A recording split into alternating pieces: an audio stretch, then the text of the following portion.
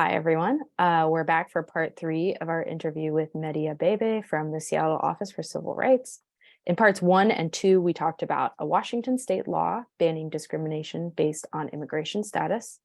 And in part 2, we talked about a Seattle law banning caste discrimination. You can find those earlier in our feed. Okay, now we are covering a super important topic. Medi, what can people do if their rights have been violated? What are the different processes and what expectations should individuals have if they go through those processes? Absolutely. So our office, Seattle Office for Civil Rights, we enforce laws which include protections against discrimination in employment, again, housing, public places, contracting, and then also we enforce all gender restroom ordinance and also ban on providing conversion therapy to minors. So I want to say, our investigation process is free, and we assist people in filing their complaints. We do not request information about a person's immigration status or citizenship status. We do not inquire documents about those. We provide translation services, interpretations. We also have interpretation services.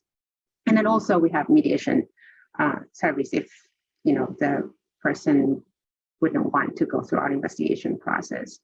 So our office has jurisdiction within the city limits. So because we are within the city, so for incidents outside of the city limits, we refer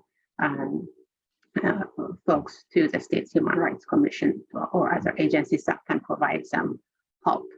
So, for example, I can give you, if a person comes to our office, say, hey, I believe I experienced discrimination based on my race or my sex or because of my immigration status. We do, inquiries. We conduct an inquiry, first interview, and then our intake specialist will conduct an intake interview to gather more information and, to determine if this is a case that our office can take or not. Because like I said, did it have, for example, for employment, did the alleged discrimination happen within the last 18 months? Was it within the city of Seattle? So there are questions that we would ask. And once we pass that and, our intake specialist drafts a charge, and then that charge is sent out to the employer to respond to the charge.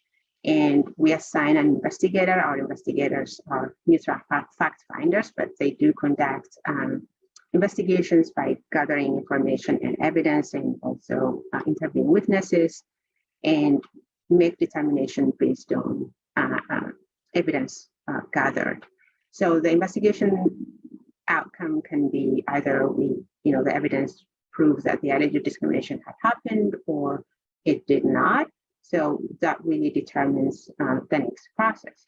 But throughout the process, we make sure that the person who came to our office is getting an equitable, service, like I said, language services, if they need translation, it's free and it's accessible. And again, if our investigation proves that the alleged discrimination had happened, and we invite both parties to engage in a conciliation agreement process where both parties can really reach an agreement. If they don't, we refer the case to the city attorney's office. And if the investigation does not prove, then, again, the outcome is based on evidence gathered. So it does not necessarily mean their experience is not true, right? It's just for the sake of that investigation, we did not have enough evidence. So that is pretty much our investigation process. And if someone is experiencing discrimination in the hiring process or in termination or promotion because of their protected class, like we discussed earlier, because of their race, sex, or immigration status or caste, and come complaint with our office, or if they experience retaliation, harassment, they can come and file a complaint with our office. Same thing for housing, or if somebody experiences discrimination, for example, in a restaurant, like, I was asked to provide my immigration documentation to receive this service, then they can come to our office. The thing is, did it happen within the city of, within the city limits? If not, we can refer them to other agencies that can help them with their case. Thank you. I have a quick follow-up question, which is, it's about whether or not the incident happened in the city of Seattle, not about who it happened to living in the city of Seattle. So if I lived outside of the city of Seattle, but something happened in the city of Seattle, then I would go to you guys? Yes, if, for example, if your workplace is in Seattle, or if the restaurant is within the city of Seattle where you experience discrimination, absolutely. Great, thank you so much. And Angelique, I was hoping that you could tell us how to reach out to CAIR Washington for our community members if they want to go through us or are specifically Muslim and had a civil rights issue that was related to their Muslim identity.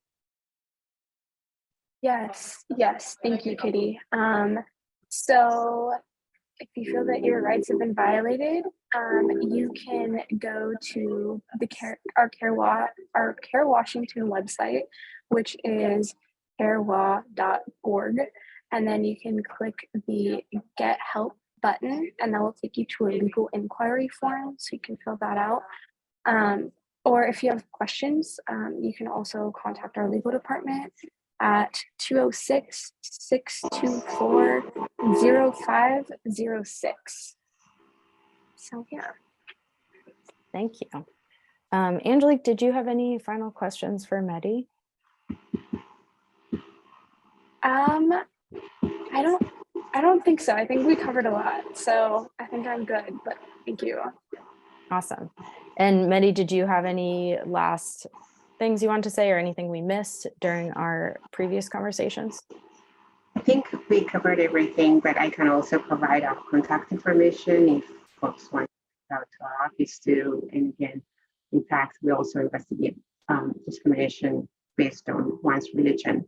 So if they experience that, they can also come to our office. They can call our number, which is 206-684-4500, or visit our office, which is in the central building on the 3rd Avenue to 750. And our work hours are Monday through Friday, 8 a.m. to 5 p.m. They can also reach out to email us at discrimination@seattle.gov. They can find their contact. Thank you so much. I think we're neighbors. We're also on 3rd Avenue. So we're pretty close.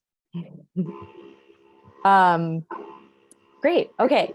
I wanted to thank you both so much for being here, Medi. I thought the information you gave was like so clear and simple, and I really appreciated your definitions and examples and expertise. So thank you so much for being with us today. And Angelique, it's always a joy to talk to you, and I just feel like your passion always comes through in these interviews, and I really appreciate working with you also. Thank you. You're welcome. Sorry, I just want to say thank you to both of you, and likewise, Katie. So thank you. And I know our community really appreciates this information. So thank you both so much. Thank you very much.